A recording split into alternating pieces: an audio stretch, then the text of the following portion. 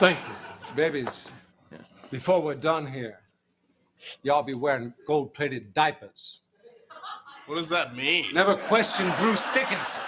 More, he did have the job ahead, didn't he, last time with the outside gate and 61 kilos to carry. Number 9 is Bella Tivaci from the BJ Smith stable, Jake Bayless. Well, pretty much instant success. They haven't had this mare very long, and she was working up to a win, and she got it. She was ridden beautifully by Jake Bayless at the Sunny Coast. She arrived in the nick of time, and again, she looks to map beautifully here, probably midfield with a bit of cover. Kingstar Bullet is number 10 from the Barry Lockwood stable. Barry takes the blinkers off today with Damien Thornton. Yeah, the market unchanged, or did get into 14 back to $15, so certainly respecting this horse. Another horse that's sort of really well handicapped here, formerly with Sterling Osland, now with Barry, as you mentioned, Bernie, but he's a 6 times winner and he's in benchmark 65 grade. Yes, it's enticing, isn't it? An old song, Maxie, a $5.50 chance, draws Paulie here, Paula Barron and Sean Cormack. She's probably just going to have to go back and maybe ride for luck, but she always finishes strongly, and she certainly deserves a win. A couple of her recent performances have been super. Ride for luck. It's always going to be ride for luck.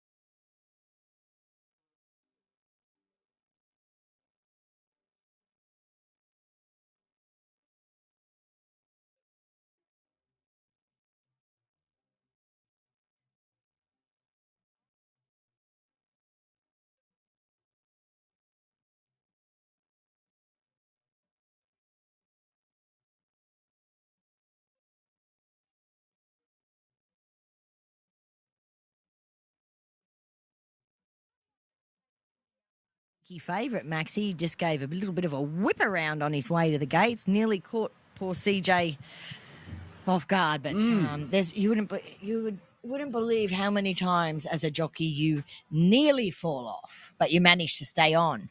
And it's generally when they whip around, as this fellow was doing. And it happens all of a sudden. All the time. Happens at track work, happens at race day. It happens a lot. And if you would have $1 for every time you nearly fell off, you'd be super wealthy as a jockey. Yeah, well, as long as you don't actually fall off, nearly's not too bad. Yeah. But they've backed him quite heavily here, probably thinking that he's going to control the tempo from the front.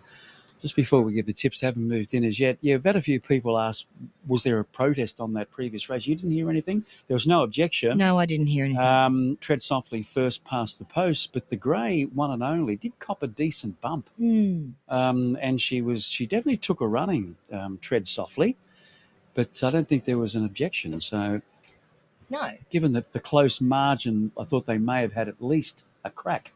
Was it a nose in the end or a half head? Might have been half a head. Wasn't a lot, No. but, clearly the little grey, she's a big girl, Tread Softly. Oh, gosh, she was a hand and a half taller, wasn't she? Yeah, but anyway, that's it. All righty, we're going to go with Demon Darb here, number 3. I think that horse is really smart now that he's struck form, Sacred Mission. And this guy had to do the chasing. He's a bit reluctant over there, isn't he? Like he's a bit sort of in a piggy Cranky. sort of a cranky mood. So 3 on top. Number 2, Lucky Exchange, because I think he'll be up handy, and I think he's overpriced at 21. So nobody's sharing my confidence with that horse there in the pink colours. Then I've got 9, Bella Tivaci, and also Nippa's Nightcap to run on. And I wanted to get Old Song in the mix, number 11, because I like her tenacity. It's just her racing pattern that goes against her. And today she might have no option but to go back and just ride for a bit of luck here with the rail out. I did talk to Sean because I'm tipping her, but I can see there's a lot of luck necessary and not mostly luck as far as tempo. If the tempo's good and he can ride for a bit of luck, she's got a great chance. But if they dawdle along and he's way out the back and then he goes around them, it's going to be very difficult, obviously, to run them down. But he did say to me, I did ride her closer from a good gate and she wasn't the same horse. So maybe the barrier is less important, and what is most important is the tempo of this race. So, so you're giving them 6-length start. It's a dawdle. They've got to go a second quicker the last 600, haven't they? They do. Definitely Demon Darb, and the fact that he's a little bit pushy and piggy behind the barriers shouldn't matter, because once he gets out in front, he'll just relax there and he'll get into a great sort of mid-race vibe, I would imagine. Demarcay definitely in the mix for me, and I thought Macambo looked brilliant and ran a really nice race last start, third up after a long spell. So 11, 3, 4 and 1. How many we got to load? Yes, let's quickly get to Anthony. 60, it's just touched 360 as they finalise moving in. That's sort of as long a price as it's been all afternoon. Old Song's at 5, Nippa's Nightcap's at 650, but Demon Darb holding about 30% of the overall investment. Little more than that, in fact, is the most popular runner from Old Song and Nippa's Nightcap.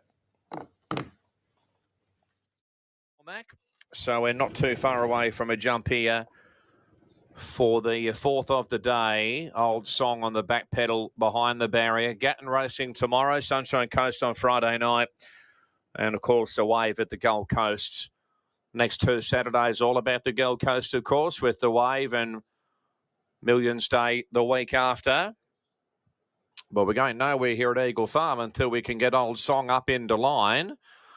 There's about 5 attendants there trying to get her up into the barrier. 1 at the front, 4 at the pack.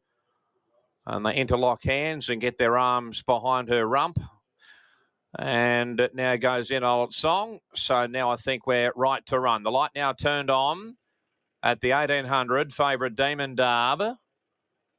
And we're right to go. Racing now. Demarcay the inside. Also Green Runaway okay, but now drifting back. But there's Demon Darb pinging away. Favourites in front, leads for fun now by a length and a half from Demarcay on the inside are going for Bella Tivaci, followed by Green Run 4th now. And they're clear from Geronimo's and Nippa's Nightcap. Lucky Exchange over on the outside.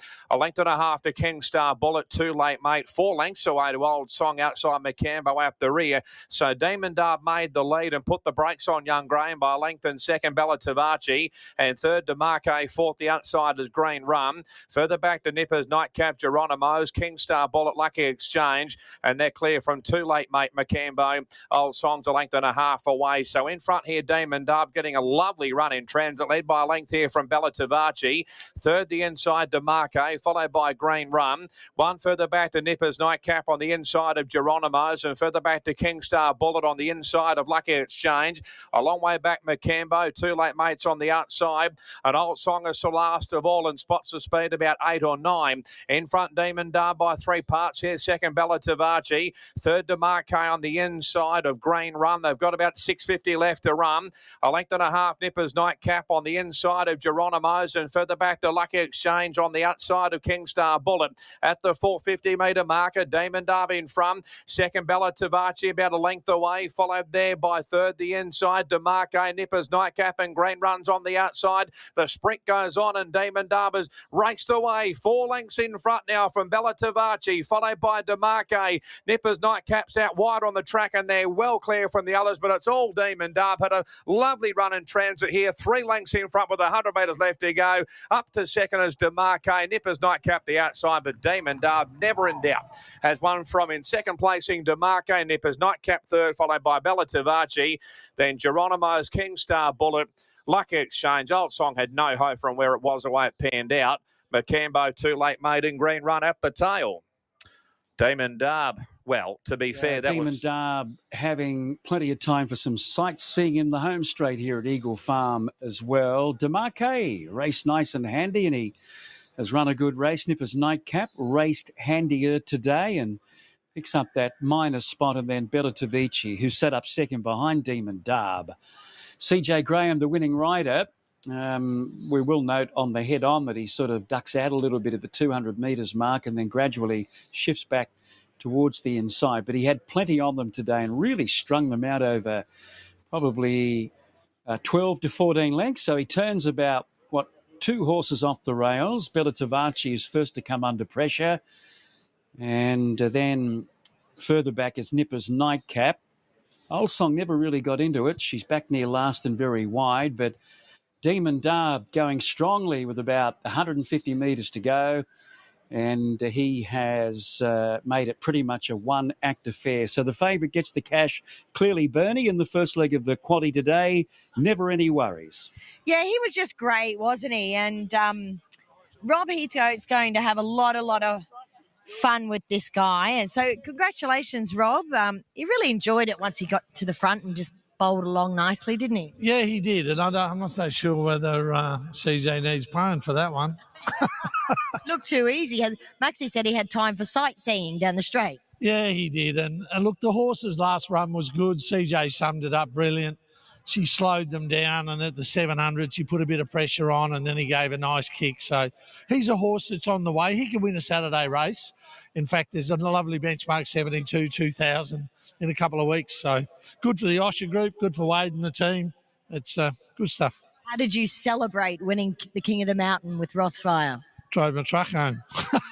A good dedicated trainer. Yeah, and I although I did chew on a nice bottle of red when I got home, so that was nice. Beautiful, well done. It's pulled up great. Terrific. And he'll head, of course, to the cutest race, I believe, which Rob has won previously with buffering. So 3 beats 4, 6 and 9, 152.91, home in 34.38. Anthony? He was just breathing beautiful. I knew I got a set first half.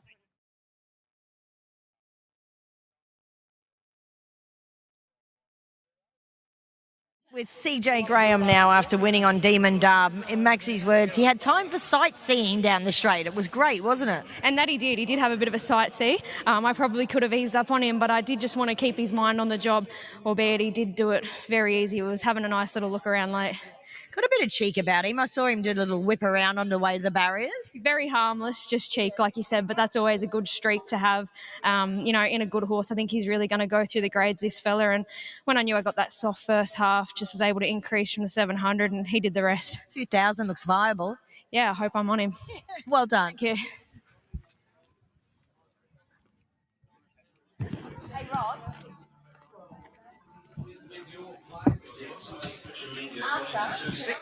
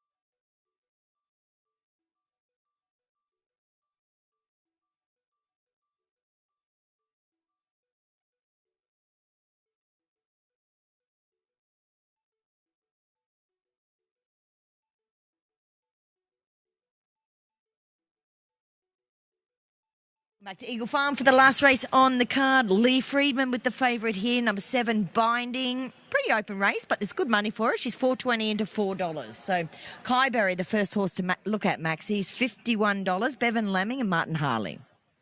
Yeah, he might sort of take a couple of runs this time. I mean, by geez, a big boy, isn't he? He trialled well, but didn't do enough first up. So he's got front pads on today as well. So we'll wait for him for maybe next time. Okay, what about Kipling's Journey? He's $19. Peter Woolholbert, Aidan Thompson, sort of out to a preferable trip today? Yeah, I think the distance is right. We haven't seen him since he was obliged to race very wide at Doomben. They're setting him for the Ballina Cup and went there for the preview, or heading to the Northern Rivers for the preview last Wednesday, and the traffic, a lot of the Queensland horses had to turn around and come back, and Disappointing. Willard got to, I think he said Burleigh. So it took 3 hours to get to Burleigh and 45 minutes to get back home. So he missed the run there, but the problem here is he likes to lead and, control from the front. He's going to have some company here. Okay, Tintin Win will be number 4 from the Don Baker stable. Malia Carr sort of claimed 3. Yeah, he's been battling to win in the country. Find it a bit hard here. How beautiful does Winston Smurfield look, Maxie? Number 5, Natalie McCall, CJ Graham. Winston, yep, he loves to control as well from the front. So we're going to have a decent tempo by the looks of it. And that's how he likes to roll, getting into a nice smooth gallop. And he was good last start here over this distance just prior to Christmas behind Caruto. So he's back in good order. He's your favourite, Binding, Lee Friedman, Sammy Collett. She likes to do the same, Maxie. This is the third horse that we have that likes to bowl along in front. She won. She's won 4 from 20, but her last start fourth was probably her PB. Yeah. Because it was in the Burnborough listed race, and she was 4 lengths off acquitted. And she rolled along at a really good tempo in front, and that might be her preferred way of doing it, rather than getting to the front and sort of holding up. So, and she's a winner here at Eagle Farm. Plenty to like about her. Number 8 is Mock Taffy from the Chris Wallace stable with Jim Orman. Originally, I thought the alley could go against him gate 12, but I'm tipping he might be able to slot in somewhere. He did have gate 1 last time, and he won, and he really zipped to the line there at Doomben the last 200. No going back will be number 9, Lindsay Hatch, Michael Rod with the pony. I'd say you get a nice run in the first half dozen or so, and he's been knocking on the door for a while, and it could very well open here today. She's a Firecrackers number 10, Liam Birchley and Sean Cormack. She was going great guns for a long time, and then she's finished at the rear of the last 2 starts. What about Texas, Maxie? I know you like him, BJ Smith and Jake Bayless. I do, and I like the way he presents today. He's had 1 run back, and his overall form certainly gives him a chance in this benchmark 75. I know it was a 65 last time, but he was really good late closing in the last little bit. I think this is perfect today. Kind Wish is number 13, a nice last start winner. First up as well, Louise White, Ben Thompson. You know what you're going to get from her. Good, honest performance. Another one that can settle in the first half, and she's always about the money. Yangari. Is he going to go back or go forward today, Maxie? Rob Heathcote, Robbie Dolan. Well, he went forward 2 ago and ran a good race at the Sunny Coast, and then back last time from gate number 15. He drew the outside gate and was quite good there because he's obliged to race wide. So, he's going really well at the moment. Thundermania rounds them out. Number 15, John Simons, Sheila Laxon and Mark Duplessis. It's been a long, long time since he's won, but he's slowly getting there. His last couple of runs have been okay. Okay.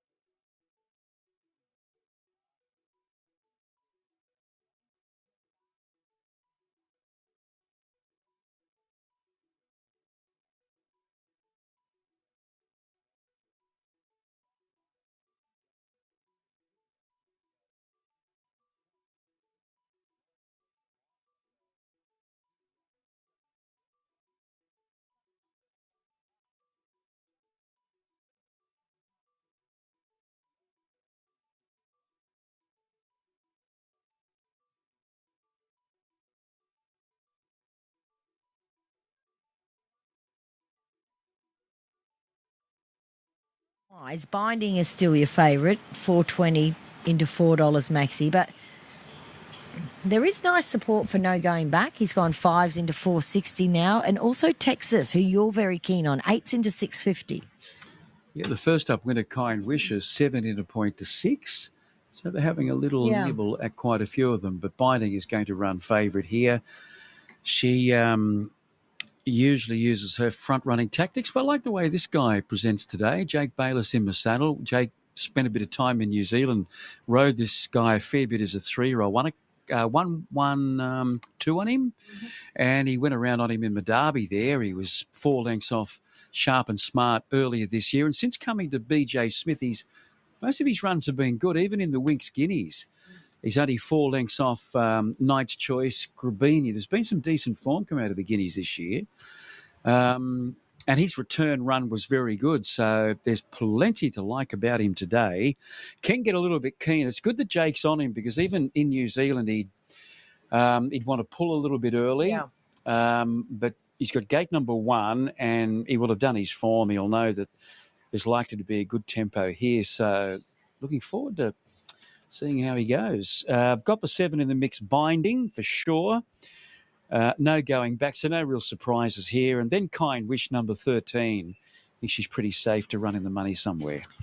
Well, my only difference is I put my good friend Winston Smurfhill in the mix, but I'd love to find room also for Texas Maxi because there is a lot to like about him. I mean, it is a race where I thought there's just so much speed on here with Kipling's Journey, Binding, and Winston Smurfhill, all horses that like to control from the front over this kind of trip.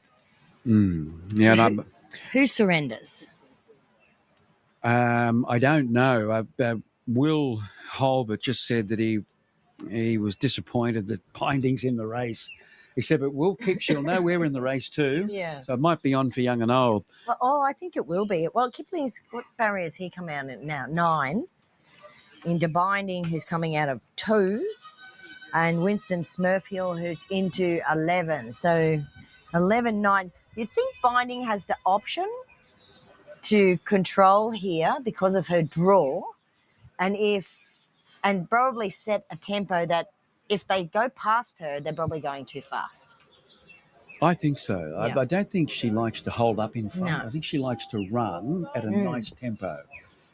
Anyway. But I too went for a horse that was probably going to profit off what looks like on paper a great tempo. So I went with no going back, not with any huge confidence because I do think he's a horse that probably does field tracks a bit. But we're still on a soft 5, and that could be his favour. It only went up to a soft 5 after that previous race, so maybe just a little bit of giving the ground still. I did say to Lindsay, "Did you like him? Do you like him today?" And he said, "I've liked him his last 5 starts or 4 starts, and he's been consistent, second, third last time out." So, but the fact that he hasn't been able to win, obviously, this does create a little bit of worry. Yeah. That's right. So, looking forward to the first couple of 100 to see what happens here. The playbook's on tomorrow night, Bernie. I think it's 7:30, isn't it, Queensland time, 8:30 in the south. And what was the piece of gear?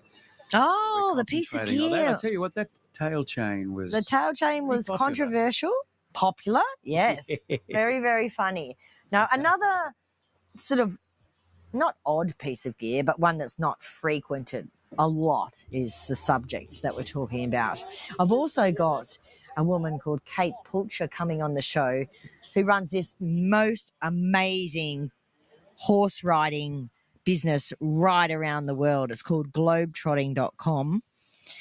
And pretty much any country in the world, they just have the most extraordinary rides. So, if you're a horse lover, a part-time rider or very part-time rider, don't want to have your own horse, but can spend to go on a holiday, you're going to love what you're going to see tomorrow. These are horse-only riding holidays. They're fabulous. Vision and some photos. Oh, yeah. There's tons of it.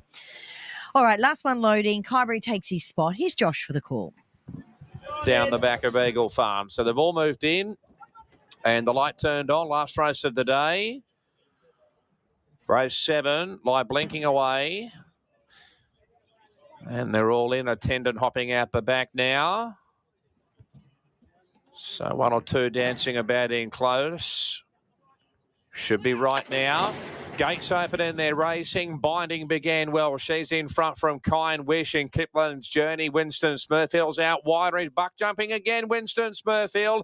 He's up to his old trick. Bucking. He's gone back to the tail. He's well and truly out of play. Going back is up to 5th on the inside there of Kind Wish. And they're clear from Texas on the inside of Yangari. A length and a half to Kai Berry. Followed there by Tintin Win. She's a firecracker. Mock Taffy and Thundermania. A length away last of all. So Binding's in front. Second, Kiplin's Journey. Third, No Going Back. And Kind Wish fourth on the outside. Followed by Texas Yangari. Then we've got Kyberry, Tintin Win. Mock Taffy on the inside of She's a Firecracker, and Thundermania is last of all. So Binding's in front at the 800 metres marker by length the Kiplin's Journey. Third is No Going Back. And Kind Wish fourth on the outside. A length and a half to Texas on the inside of creeping forward. Tintin Win 3 wide around Yangari, followed by Kyberry. She's a Firecracker. Going forward, Mock Taffy out wider on the track, and last of all, Thundermania at the 450. Bindings in front. Seconds, Kiplin's Journey. Third, the outside, Kind Wish, followed by Texas coming through. No Going Back on the rail. Wider out, Tintin Win. Binding just in front. Second, the outside, running home really well. Texas passing Kiplin's Journey. No Going Back is back near the rails and further back to Yangari and Tintin Win. Binding the inside. Out wide, looming up as Texas. Between them, No Going Back, and late as Yangari. But Texas has grabbed the lead, flashing Yangari. But Texas in front. Texas has won from, I'd say, Yangari. From Binding, No Going Back. Followed by Mock Taffy. And then we had Tintin Win, Kiplin's Journey, Kind Wish, Thundermania, Kyberry, She's a Firecracker, and Winston Smurfield got up to some of his old tricks and buck jumped early, and then he was well and truly out of play. So Texas has won the last, number 12. Jake Strongly in the run. Took him a while to win. Jake resorting to hands and heels only on Texas. $6.40 and $2.40. No Going Back's trying to get through. Binding is trying to kick on the rails. Yangari, the widest runner, Tintin Win, but he's done just enough to win. He gets up by around about a length. Just waiting confirmation of the minor numbers there. Maybe Yangari on the outside. But he had the right form. He presented beautifully turning into the straight. I thought when he gave him one, shook him up, he was going to race away and score easily, Bernie. But to the credit of the other horses, the on-paces, they gave a pretty good kick there. Now, I think he lost the Persuader. There you go. Well, sometimes it's a good thing to lose that Persuader, Maxie, because he sat down, and I'd say the win was good, but there was obviously only, a length covering 4 horses in the end. So I'd say it was a blessing that he lost that whip. He sat down, he rode the most beautiful hands and heels, and BJ Smith is a very happy trainer. Well done, BJ. You didn't pick it. But Maxie did. Yes. So that means that's a big plus. See, yeah. You're being nasty. Yeah. No, he's a nice horse. He sent over, and he was really at the end of his campaign after running in a derby and all that, and he didn't stand up, but he's come back good this time. There's not a lot of him, but, to run 4 lengths in the Guineas, and then his run the other day was great. So, happy, good New Zealand owners. Yep, absolutely. What's going to be a perfect trip for him, do you think? I think that mile's a nice trip. He's got the gate speed to be, drawing one helped, didn't it? Certainly did. Wins races, doesn't it, BJ? Enjoy the win. Thank you. There he is, BJ Smith, 12 beats 7, 14 and 9. That's it for racing here today at Eagle Farm. For now, we're off to a short break. Maxie and I look forward to joining you tomorrow for the playbook. But for now, we're off to a break. Formula 9 Extra, part 2 to come.